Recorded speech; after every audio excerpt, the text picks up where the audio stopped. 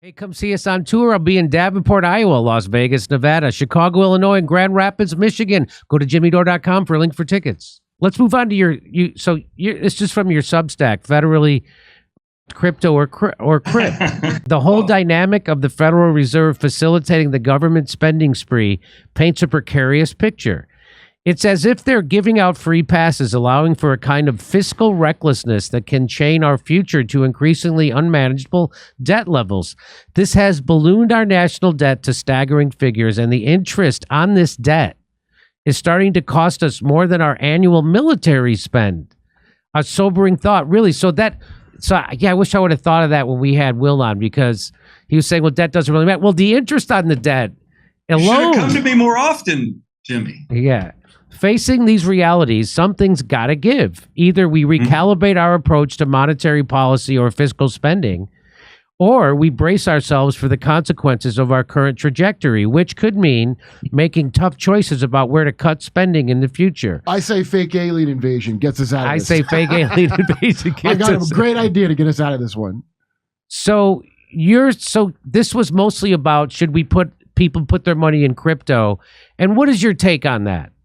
No, what it's about is that when the federal government facing a tough situation in the Great Depression did not come to the people and suggest, open up a suggestion box, right? What do the people think we should do to get out of this thing? They cut themselves off from talking to us directly. Their idea was, Jimmy, to make our money illegal. But just let that sink in. They made our money illegal. They made gold illegal to use as money. They made your money illegal. People don't know that actually happened. They did that. So today there's some incredible sexiness, right? Crypto is like all the Victoria's Secret models in their 20s, right? This is one of the sexiest financial things you can talk about, cryptocurrency.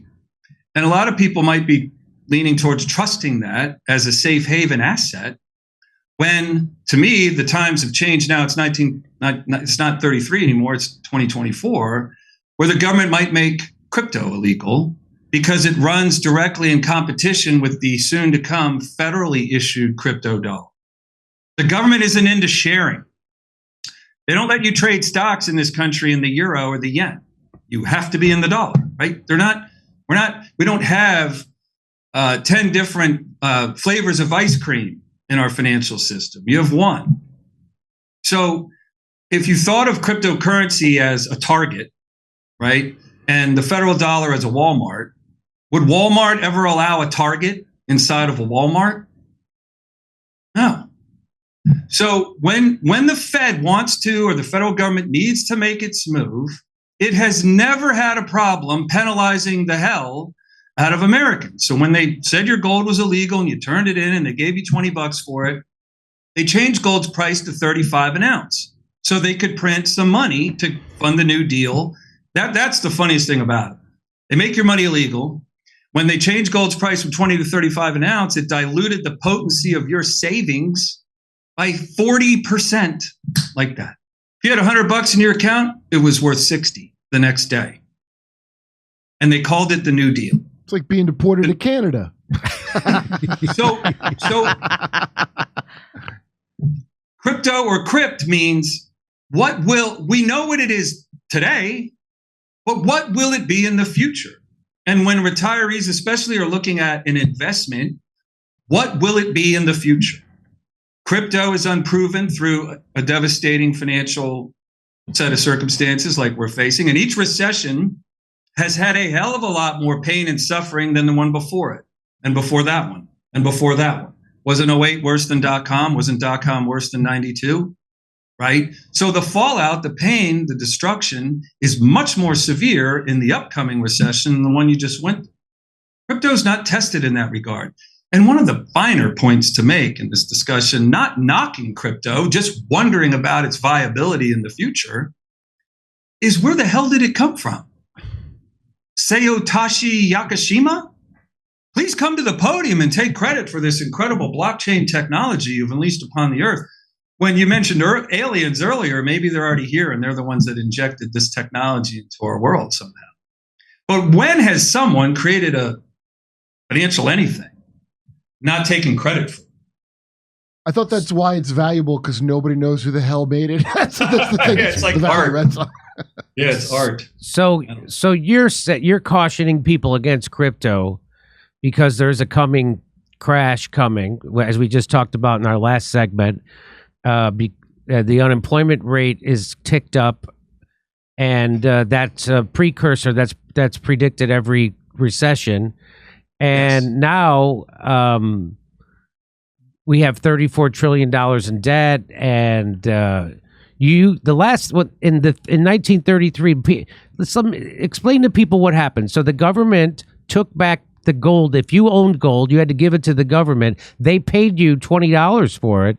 And then they immediately raised the price of gold to $35, which meant that your dollars that you had in saving went down. Oh, I should have held on to 40%. And they made 40%. They made it illegal for you to use your gold, right? So you couldn't use your gold; you had to give it to the government.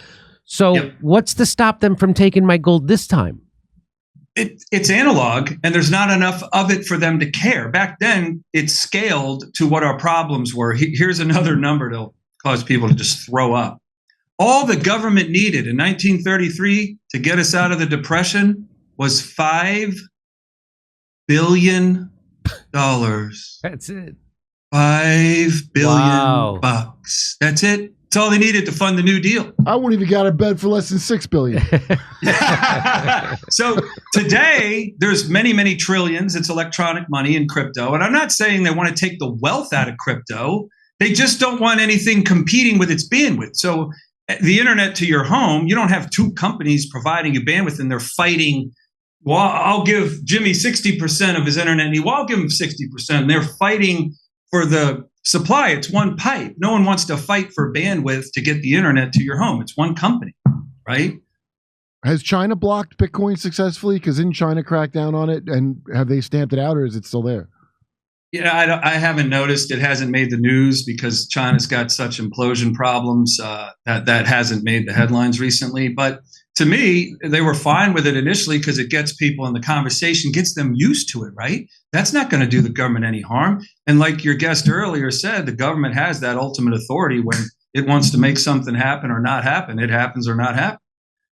So all I'm talking about is that when it comes to swiping out at the grocery store, right now you do it in dollars. I don't care if it's Visa, MasterCard, American Express, or Discover. You do it in dollars. The federal government's not going to allow you to hit a drop-down box and go, well, I'll swipe out with Bitcoin, or I'll swipe out with Ethereum, or Dogecoin, or Litecoin, or anything else. Right now they exist. Will they? How will they exist in the future? I make no prediction. I simply look at history. The reason why it's relevant is humans wrote it. Governments made choices, facing challenges. We look at the choice making they made. Was that good for us or bad? Did they communicate with us in that decision making or not? They didn't. Choices were bad. And on and on and on and on it goes, and Rome falls. At the end of Roman times, where they didn't have paper money that would survive getting wet, they printed coins. At the end of Roman times, 63 years after hitting the German snow line, there was nothing left to take over. A gold Roman coin was 5% gold. Sound familiar? Yeah. All right. Well, that's a cautionary tale for people with crypto. Yeah, that's a good point. I hadn't thought about that the government is not going to allow crypto, and they could do just like what they did before. Yeah, it definitely is. So I got to move to El Salvador if I want to do Bitcoin? If you want to do Bitcoin, you better move. Great. Well, everybody, does Rogan have a club there at least? Everybody check out Paul's Substack, Paul Stone.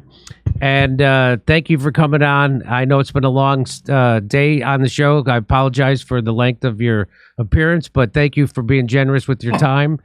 And anything you need. You need me to come over, do gardening, wash your cars, paint it, just anything you need, Jimmy. I absolutely love you and love everyone that's watching. All right, I appreciate it.